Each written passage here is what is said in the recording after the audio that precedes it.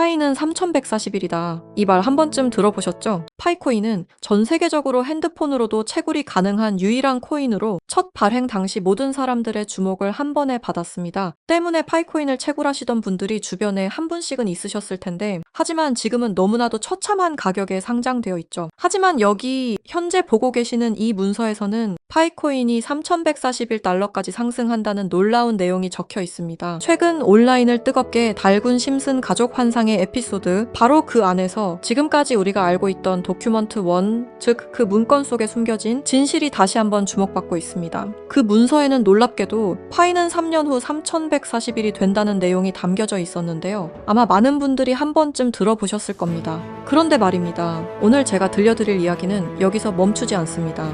지금부터는 아직 공개되지 않았던 도큐먼트 2페이지와 3페이지, 즉 비밀리에 감춰있던 그 문건의 내용을 함께 보실 텐데요. 그 안에는 단순한 숫자를 넘어 파이의 미래와 3년 후 상장될 거래소의 이름까지 상세하게 기록되어 있었습니다. 과연 이 모든 게 우연일까요? 아니면 철저히 계획된 예언일까요? 그럼 거두절미하고 영상 지금 바로 시작하겠습니다.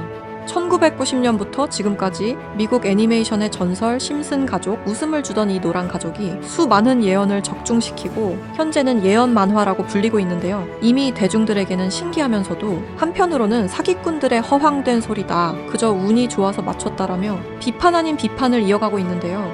하지만 이미 300개가 넘는 예언을 맞춘 심슨 가족은 단순히 운을 넘어서 경이로운 수준의 예언 능력을 보여주고 있습니다. 보신 적은 없으시더라도 심슨의 캐릭터라면 누구나 알고 계실 거라 생각하는데요. 단순한 만화를 넘어 각종 정치, 환경, 사회풍자 등등 해학과 풍자를 표현하면서 아이들의 성장 교육뿐만 아니라 다 큰 성인들에게까지 큰 교훈으로 영향을 미치고 있는데요. 오늘 들려드릴 이야기는 그동안 누구도 알려주지 않았던 환상의 에피소드에 관한 내용입니다. 파이코인을 채굴하던 분이라면 깜짝 놀랄 만한 소식이고, 파이코인을 채굴하지 않으셨다면 이제는 시작해야 할 때라고 느끼실 겁니다. 심슨 가족의 예언은 방송사에서도 기사로 다룰 정도로 총 300개가 넘는 예언들을 했는데요. 그런데 이 만화 심슨 가족의 에피소드 중에서는 전 세계에서 방영이 금지된 에피소드가 딱 하나 존재합니다. 해당 에피소드가 방영이 금지되어 버린 것은 바로 이 에피소드에 출연한 어떤 남성 때문이었는데요. 이 에피소드에 관한 이야기를 하기 전에 파이코인에 관한 예언은 그 전에도 있었죠.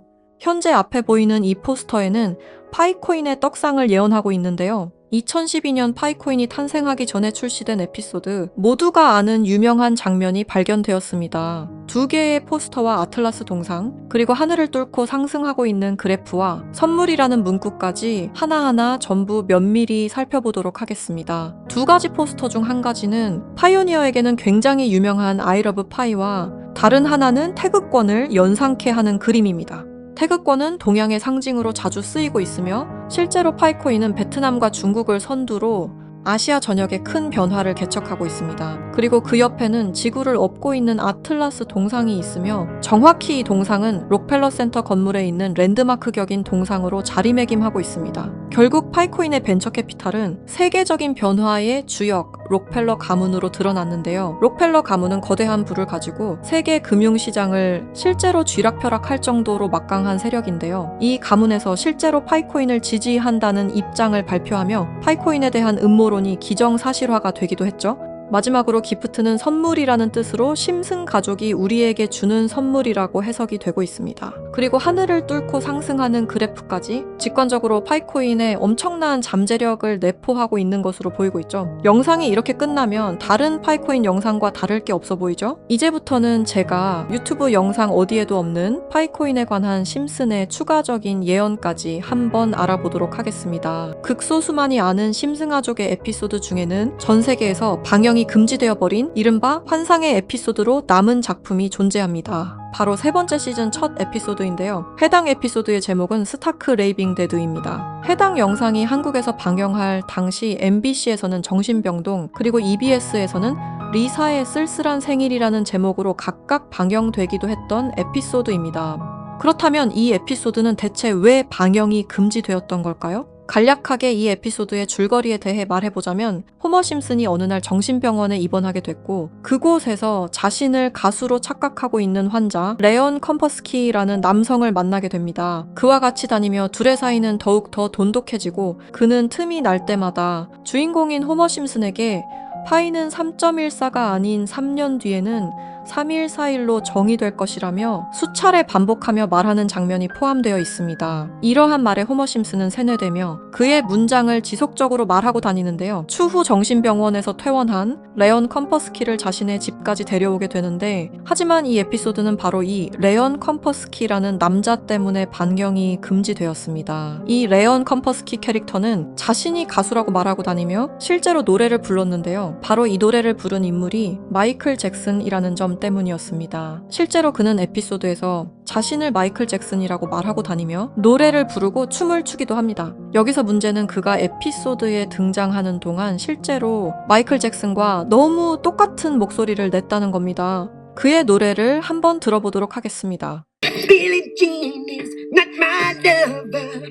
She's just a girl who says that I am the one. 여러분 잘 들으셨나요? 여러분들은 어떨지 모르겠지만 적어도 제가 듣기로는 실제로 마이클 잭슨이 부른 것 같은 느낌을 받았는데요. 똑같은 목소리와 창법을 흉내내며 호머 심슨에게는 파이는 3.141이라며 에피소드 내에 틈틈이 계속해서 언급했습니다. 하지만 당시 세계적인 팝의 황제 마이클 잭슨이 참여했다는 이유로 이 3.141이라는 숫자는 세상에 묻히게 됩니다. 몇 년 후에 심슨의 총 제작을 맡고 있는 맷 그로닝마저도 레온 컴퍼스키는 마이클 잭슨이 맞다고 하였는데요. 사실 마이클 잭슨은 이 사실을 상당히 숨기고 싶어 했고 심슨 가족의 제작진들과 성우들 밖에 모르고 있었지만 본인이 직접 불렀다는 사실이 밝혀지면서 마이클 잭슨의 팬과 심슨 가족의 팬 모두에게 충격을 주기도 했습니다. 마이클 잭슨이 사망한 이후에 그가 추악한 범죄를 저질렀다는 내용의 다큐멘터리가 출시되기도 했었는데 피해자들의 증언이 많이 모순된 점을 비롯해서 많은 비판마저 공존했지만 해당 다큐멘터리의 여파가 워낙 컸던지라 심슨 가족의 제작진들과 그리고 판권을 구입한 디즈니 측에서 OTP 서비스인 디즈니 플러스 방송을 금지시키고 더 나아가 이후 발행되는 모든 DVD 등 매체에서도 해당 에피소드를 배제하며 현재까지도 이 에피소드는 전 세계 디즈니 플러스에서 완전히 그 흔적을 찾아볼 수 없게 되었습니다. 하지만 이 에피소드는 단순히 마이클 잭슨에게만 집중해서는 안 된다는 거죠.